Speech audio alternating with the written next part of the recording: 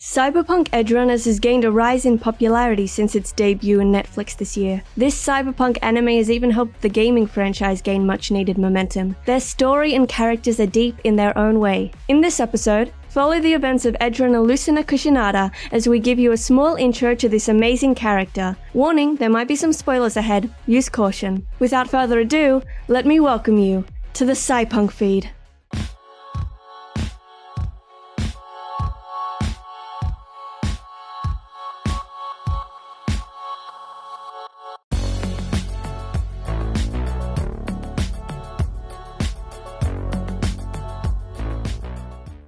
As stated by fandom, Lucy is a mysterious netrunner from Night City. She is quite introverted and doesn't like to talk much about her past. Although she looks innocent, she won't hesitate to kill a person in a heartbeat if they tick her off. Lucy also considers Night City a prison and dreams of one day leaving it for the moon. You might be asking, what are netrunners? Well, in the Cyberpunk 2077 franchise, netrunners are savvy hackers, but with a cybernetically augmented interface system implanted into their body. Using their brain-computer interface implants, they roam the internet looking for systems to hack and information to sell to fixers. Although anyone can enter the net, also known as cyberspace, most people can't use the menu. The menu is a group of applications or apps that are interface programs that allows a netrunner to locate remote, run software, control remote, LDL link, load, create, and delete. Netrunners were originally introduced to the Cyberpunk 2013 View from the Edge sourcebook. Netrunners use cyberdecks to jack into the net, which allows them to interact with the net in a far quicker and more intuitive way than a keyboard would allow.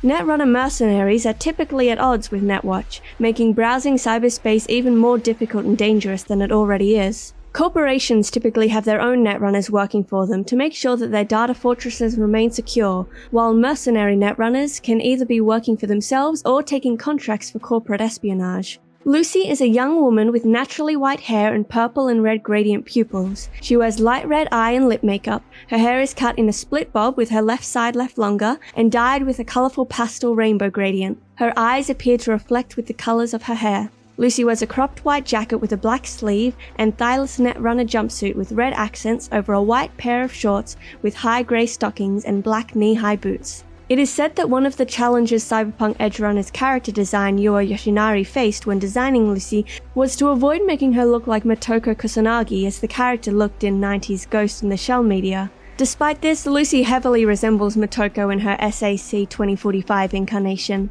In the Polish language, Lucina means bringing light or birth, and is the nickname of the goddesses Diane and Juno. Lucina is also referred to as the celestial body which is closest to Earth, the moon. In her early life, Lucy is of Japanese and Polish descent and was selected at a young age after having taken a proficiency test, alongside 12 other children, to receive training at an undisclosed Arasaka facility and become a netrunner. Being led on by the dream of serving the world's most powerful megacorp one day got her and the others through the toughest days in training. When their training concluded, they were moved underground to participate in deep dives into the pre-data crash net, as Arasaka sent them looking for knowledge that was lost. As they drove into the net, they were susceptible to old-world demons and rogue AIs. The children were picked off one by one, and it didn't take long until only a handful of them were left. After realizing that they could pursue other dreams instead of being enslaved by the corporation, the remaining children, including Lucy, used their netrunning skills to overwhelm the Arasaka staff and escape. While making their escape, most of the children were shot down one by one, and only Lucy managed to survive. After escaping, Lucy woke up in a junkyard, not planning to stay long. Roaming from place to place, eventually she ended up in Night City, no longer feeling like she was being chased by the megacorp. After being in Night City for some time, Lucy joined Maine's Edgerunner crew, where she was mentored by another netrunner named Kiwi. Around a year later, while stealing shards from corpos on their way to Corpo Plaza by N-Cart, she attempted to steal shards held by a teenager named David Martinez. He, having noticed her presence beforehand, utilized his Sandevesten implant and was able to intercept her actions and grasped her by her arm. Lucy shrugged off David's arm and grasped his with the motion to follow her. Lucy proceeded to interrogate David as to why he was messing with her job.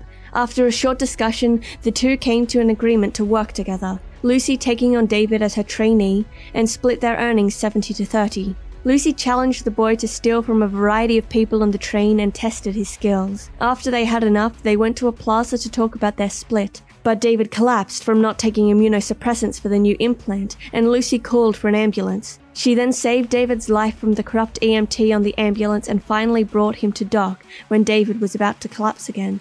She paid for David's immunosuppressants, but also secretly informed Maine about the Sandevistan, which he originally wanted from Gloria. Lucy then invited David home to her apartment and even included him in a romantic moonwalk brain dance. As stated by fandom, in his early life, David Martinez was born to Gloria Martinez and an unknown father. He grew up on the streets of Santo Domingo while living out of an apartment in Mega Building H4 in Arroyo. Due to his mother putting great effort into her job as an EMT for the Night City Medical Center, David was eligible for enrollment into the Arasaka Academy located in Corpo Plaza. After joining the academy, he began selling XBDs to classmates that he obtained from a Ripperdoc friend of his called Doc. A day in his life. One night, Martinez watched a brand new illegal brain dance that Doc obtained from Jimmy Kurosaki. The brain dance contained the death of the former new United States Armed Forces Lieutenant Colonel James Norris, who went cyber-psycho a couple of hours prior. The following day, after finding his mother sleeping on the couch, the two talked about money problems regarding his school expenses and watched the news of James Norris's death, which included his mum carrying the body.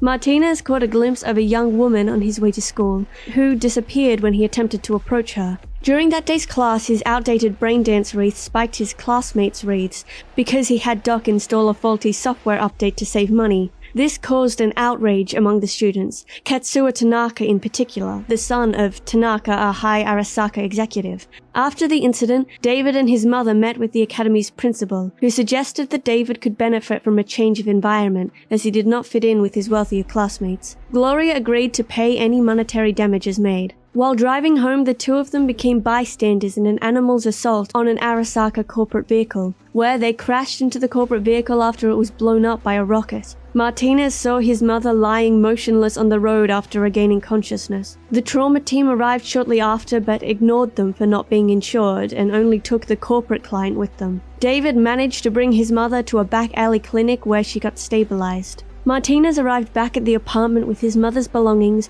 and discovered that she had procured a military-grade Sandevistan neural wear implant from the cyber-psycho. David informed Doc about the implant and was told that it was worth around €10,000 on the black market. The next morning on his way to Corpo Plaza, Martinez saw that Tanaka and his friends were waiting for him while he was looking for the mysterious woman. They took him to a back alley where Tanaka beat him using a martial arts chip.